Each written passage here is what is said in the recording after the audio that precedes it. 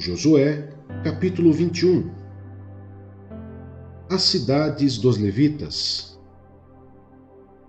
Os chefes de família dos levitas se aproximaram do sacerdote Eleazar, de Josué, filho de Num, e dos chefes das outras famílias das tribos dos israelitas em Siló, na terra de Canaã. Eles disseram: O Senhor ordenou por meio de Moisés que vocês nos dessem cidades onde pudéssemos habitar, e pastagens para os nossos animais. Por isso, de acordo com a ordem do Senhor, os israelitas deram da sua própria herança as seguintes cidades com suas pastagens aos levitas. A sorte saiu primeiro para os coatitas, clã por clã. Os levitas, que eram descendentes do sacerdote Arão, receberam 13 cidades das tribos de Judá, de Simeão e de Benjamim. Os outros descendentes de Coate receberam 10 cidades dos clãs das tribos de Efraim e de Dan, e da metade da tribo de Manassés. Os descendentes de Gerson receberam 13 cidades dos clãs das tribos de Issacar, de Asser e de Naftali, e da metade da tribo de Manassés, estabelecida em Bassã. Os descendentes de Merari, clã por clã, receberam 12 cidades das tribos de Ruben, de Gade e de Zebulon. Dessa maneira, os israelitas deram aos levitas essas cidades com suas pastagens, como o Senhor tinha ordenado por meio de Moisés. Das tribos de Judá e de Simeão, os israelitas deram as seguintes cidades, indicadas nominalmente. Foram dadas aos descendentes de Arão, que pertencia aos clãs coatitas dos levitas, pois para eles saiu a primeira sorte. Quiriate-Arba, que é Hebron, com as suas pastagens ao redor, nos montes de Judá. Arba era antepassado de Enaque. Mas os campos e os povoados em torno da cidade foram dados a Calebe, filho de Jefoné, como sua propriedade. Assim, aos descendentes do sacerdote Arão, deram Hebron, cidade de refúgio para os acusados de homicídio, Libna, Jatir, Estemoa, Olom, Debir, Caim, Jutá e Bet-Semes, cada qual aos seus arredores. Foram 9 cidades dadas por essas duas tribos. Da tribo de Benjamim deram-lhe Gibeon, Geba, Anatote e Almon, cada qual com seus arredores. Eram 4 cidades. Todas as cidades dadas aos sacerdotes, descendentes de Arão, foram 13, cada qual com seus arredores. Os outros clãs coatitas dos levitas receberam cidades da tribo de Efraim. Nos montes de Efraim receberam Siquém, cidade de refúgio para os acusados de homicídio, Geser, Quibizaim e Bet-Heron, cada qual com seus arredores. Foram 4 cidades. Também da tribo de Dan receberam Euteque, Gibeton, Aijalon e Gat-Rimon, cada qual com seus arredores. Foram 4 cidades. Da meia tribo de Manassés receberam Taanaque e Gat-Rimon, cada qual com seus arredores. Foram 2 cidades. Todas essas cidades e seus arredores foram dadas aos outros clãs coatitas. Os clãs levitas gersonitas receberam da metade da tribo de Manassés, Golã, em Bassã, cidade de refúgio para os acusados de homicídio, e Beesterá, cada qual com os seus arredores. Foram 2 cidades. Receberam da tribo de Issacar, Quizion, Daberate, Jarmute e Enganim, cada qual com os seus arredores. Foram 4 cidades. Receberam da tribo de Asser, Missal, Abdon, Eucate e Riobe, cada qual com seus arredores. Foram 4 cidades. Receberam da tribo de Naftali, Quedes, na Galiléia, cidade de refúgio dos acusados de homicídio, Amote-Dor e Cartã, cada qual com seus arredores. Foram 3 cidades. Todas as cidades dos clãs gersonitas foram 13. Os clãs meraritas, o restante dos levitas, receberam as seguintes cidades: da tribo de Zebulon, Joquineão, Cartá, Dímina e Naalau, cada qual com seus arredores. Foram 4 cidades. Da tribo de Ruben, Bezer, Jaza, Quedemote e Mafaate, cada qual com seus arredores. Foram 4 cidades. Da tribo de Gade, em Gileade, Amote, cidade de refúgio dos acusados de homicídio, Manaim, Esbom e Jazar, cada qual com seus arredores. Foram 4 cidades ao todo. Todas as cidades dadas aos clãs meraritas, que eram o restante dos levitas, foram 12. No total, a cidade dos levitas, nos territórios dos outros israelitas, foram 48 cidades, com os seus arredores. Cada uma de todas essas cidades tinha pastagens ao seu redor. Assim, o Senhor deu aos israelitas toda a terra que tinha prometido sob juramento aos seus antepassados, e eles tomaram posse dela e se estabeleceram ali. O Senhor lhes concedeu descanso de todos os lados, como tinha jurado aos seus antepassados. Nenhum dos seus inimigos pôde resistir-lhes, pois o Senhor entregou todos eles em suas mãos.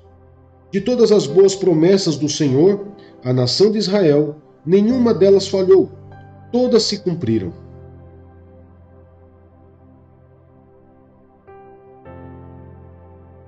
Marcos, capítulo 1.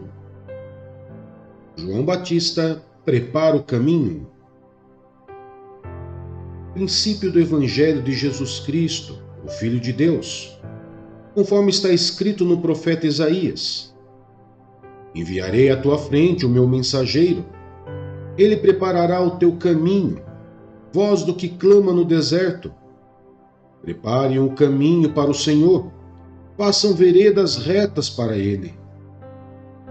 Assim surgiu João, batizando no deserto e pregando um batismo de arrependimento para o perdão dos pecados.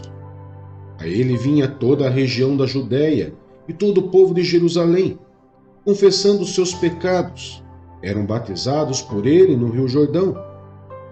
João vestia roupas feitas de pelos de camelo, usava um cinto de couro e comia gafanhotos e mel silvestre.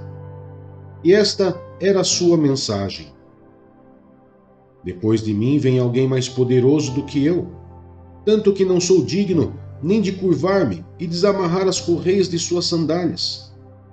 Eu os batizo com água, mas ele os batizará com o Espírito Santo. O batismo e a tentação de Jesus. Naquela ocasião, Jesus veio de Nazaré, da Galiléia, e foi batizado por João no Jordão. Assim que saiu da água, Jesus viu o céu se abrindo e o Espírito descendo como pomba sobre ele. Então veio dos céus uma voz: Tu és o meu filho amado, de ti me agrado. Logo após, o Espírito o impeliu para o deserto. Ali esteve 40 dias sendo tentado por Satanás. Estava com os animais selvagens e os anjos o serviam. Jesus chama os primeiros discípulos. Depois que João foi preso, Jesus foi para a Galiléia, proclamando as boas novas de Deus. O tempo é chegado, dizia ele. O reino de Deus está próximo. Arrependam-se e creiam nas boas novas. Andando à beira do mar da Galiléia, Jesus viu Simão e seu irmão André lançando redes ao mar, pois eram pescadores. E disse Jesus: Sigam-me, e eu os farei pescadores de homens. No mesmo instante, eles deixaram as suas redes e o seguiram. Indo um pouco mais adiante, viu num barco Tiago, filho de Zebedeu, e João, seu irmão, preparando as suas redes. Logo os chamou, e eles o seguiram, deixando seu pai Zebedeu com os empregados no barco. Jesus expulsa um espírito imundo. Eles foram para Cafarnaum, e logo que chegou o sábado, Jesus entrou na sinagoga e começou a ensinar. Todos ficavam maravilhados com o seu ensino, porque ele ensinava como alguém que tem autoridade e não como os mestres da lei. Justo naquele momento, na sinagoga, um homem possesso de um espírito imundo gritou: O que queres conosco, Jesus de Nazaré? Vieste para nos destruir? Sei quem tu és, o Santo de Deus.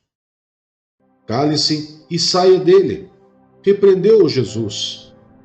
O espírito imundo sacudiu o homem violentamente e saiu dele gritando. Todos ficaram tão admirados que perguntavam uns aos outros: O que é isto? Um novo ensino e com autoridade. Até aos espíritos imundos ele dá ordens, e eles lhes obedecem. As notícias a seu respeito se espalharam rapidamente por toda a região da Galileia. O poder de Jesus sobre os demônios e as doenças. Logo que saíram da sinagoga, foram com Tiago e João à casa de Simão e André.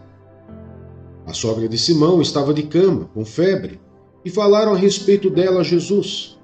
Então ele se aproximou dela, tomou-a pela mão e ajudou a levantar-se. A febre a deixou, e ela começou a servi-los. Ao anoitecer, depois do pôr do sol, o povo levou a Jesus todos os doentes e os endemoniados. Toda a cidade se reuniu à porta da casa, e Jesus curou muitos que sofriam de várias doenças. Também expulsou muitos demônios. Não permitia, porém, que esses falassem, porque sabia quem ele era. Jesus ora num lugar deserto. De madrugada, quando ainda estava escuro, Jesus levantou-se, saiu de casa e foi para um lugar deserto, onde ficou orando.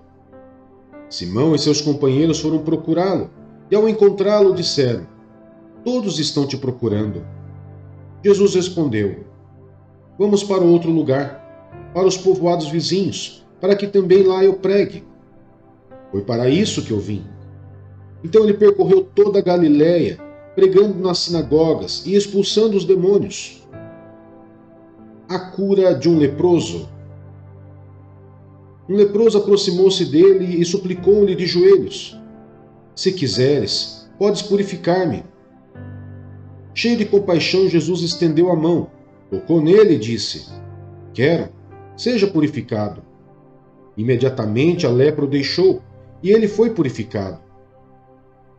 Em seguida, Jesus o despediu, com uma severa advertência: Olhe, não conte isso a ninguém, mas vá mostrar-se ao sacerdote e ofereça pela sua purificação os sacrifícios que Moisés ordenou, para que sirva de testemunho. Ele, porém, saiu e começou a tornar público o fato, espalhando a notícia. Por isso Jesus não podia mais entrar publicamente em nenhuma cidade, mas ficava fora, em lugares solitários. Todavia, assim mesmo vinha a ele gente de todas as partes.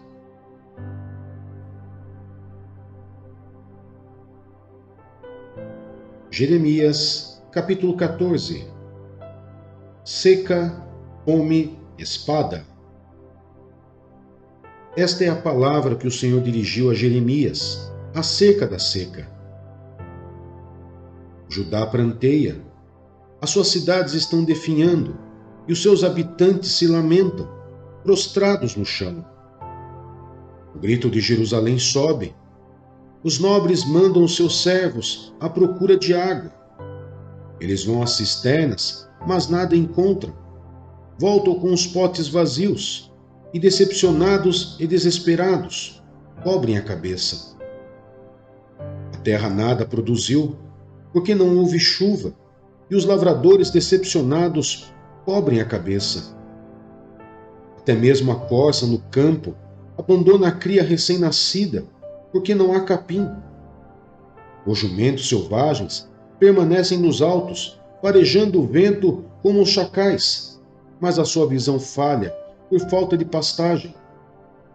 Embora os nossos pecados nos acusem, age por amor do teu nome, ó Senhor. Nossas infidelidades são muitas, temos pecado contra ti. Ó esperança de Israel, tu que o salvas na hora da adversidade, por que te comportas como um estrangeiro na terra, ou como um viajante que fica somente uma noite? Porque ages como um homem que foi pego de surpresa, como um guerreiro que não pode salvar?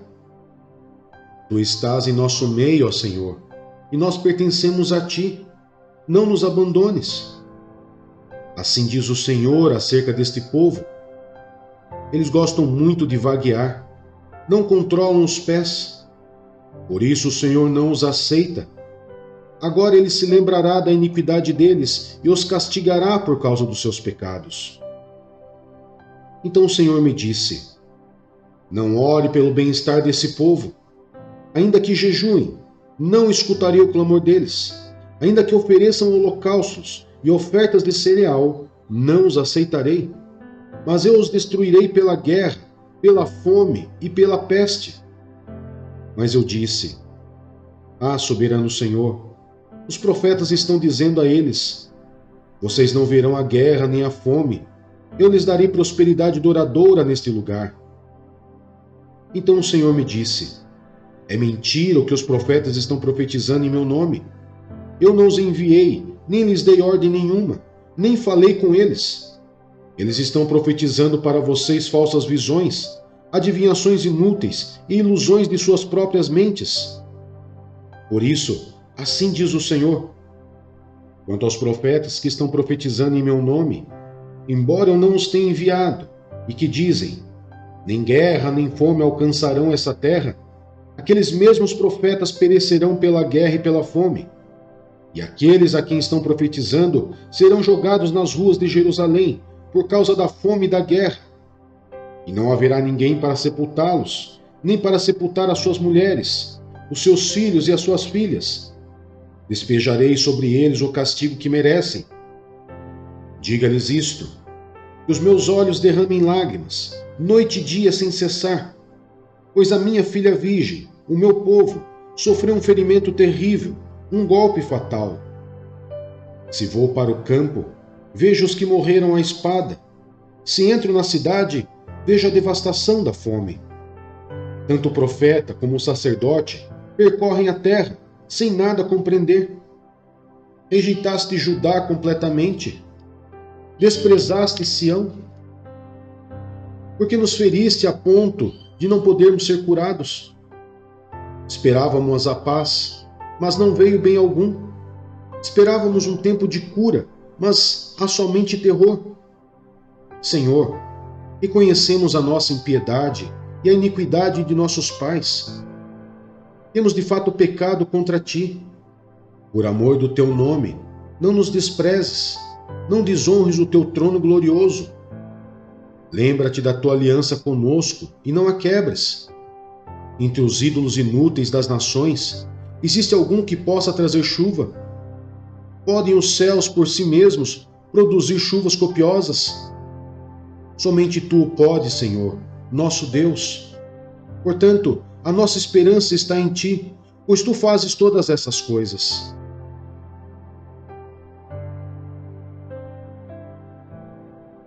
Atos, capítulo 3. A cura de um mendigo aleijado. Certo dia, Pedro e João estavam subindo ao templo na hora da oração, às 3 horas da tarde. Estava sendo levado para a porta do templo, chamada Formosa, um aleijado de nascença, que ali era colocado todos os dias para pedir esmolas aos que entravam no templo. Vendo que Pedro e João iam entrar no pátio do templo, pediu-lhes esmola. Pedro e João olharam bem para ele, e então Pedro disse: olhe para nós. O homem olhou para eles com atenção, esperando receber deles alguma coisa. Disse Pedro: não tenho prata nem ouro, mas o que tenho, isto lhe dou. Em nome de Jesus Cristo, o Nazareno, ande. Segurando-o pela mão direita, ajudou a levantar-se, e imediatamente os pés e os tornozelos do homem ficaram firmes. E de um salto pôs em pé e começou a andar. Depois entrou com eles no pátio do templo, andando, saltando e louvando a Deus. Quando todo o povo viu andando e louvando a Deus, reconheceu que era ele, o mesmo homem que costumava mendigar, sentado à porta do templo, chamada Formosa. Todos ficaram perplexos e muito admirados com o que lhe tinha acontecido. A pregação de Pedro no templo. Apegando-se o mendigo a Pedro e João, todo o povo ficou maravilhado e correu até eles, ao lugar chamado Pórtico de Salomão. Vendo isso, Pedro lhes disse: Israelitas, por que isto os surpreende? Por que vocês estão olhando para nós, como se tivéssemos feito este homem andar por nosso próprio poder ou piedade? O Deus de Abraão, de Isaque e de Jacó, o Deus dos nossos antepassados, glorificou seu servo Jesus, a quem vocês entregaram para ser morto e negaram perante Pilatos, embora ele tivesse decidido soltá-lo. Vocês negaram publicamente o santo e justo e pediram que lhes fosse libertado um assassino. Vocês mataram o autor da vida, mas Deus o ressuscitou dos mortos, e nós somos testemunhas disso. Pela fé no nome de Jesus, o nome curou este homem que vocês veem e conhecem. A fé que vem por meio dele lhe deu essa saúde perfeita, como todos podem ver. Agora, irmãos, eu sei que vocês agiram por ignorância, bem como seus líderes. Mas foi assim que Deus cumpriu o que tinha predito por todos os profetas, dizendo que o seu Cristo haveria de sofrer. Arrependam-se, pois, e voltem-se para Deus, para que os seus pecados sejam cancelados, para que venham tempos de descanso da parte do Senhor, e Ele mande o Cristo, o qual lhes foi designado Jesus. É necessário que ele permaneça no céu até que chegue o tempo em que Deus restaurará todas as coisas, como falou há muito tempo, por meio dos seus santos profetas. Pois disse Moisés: O Senhor Deus lhes levantará dentre os seus irmãos um profeta como eu. Ouçam-no em tudo o que lhes disser. Quem não ouvir esse profeta será eliminado do meio do seu povo.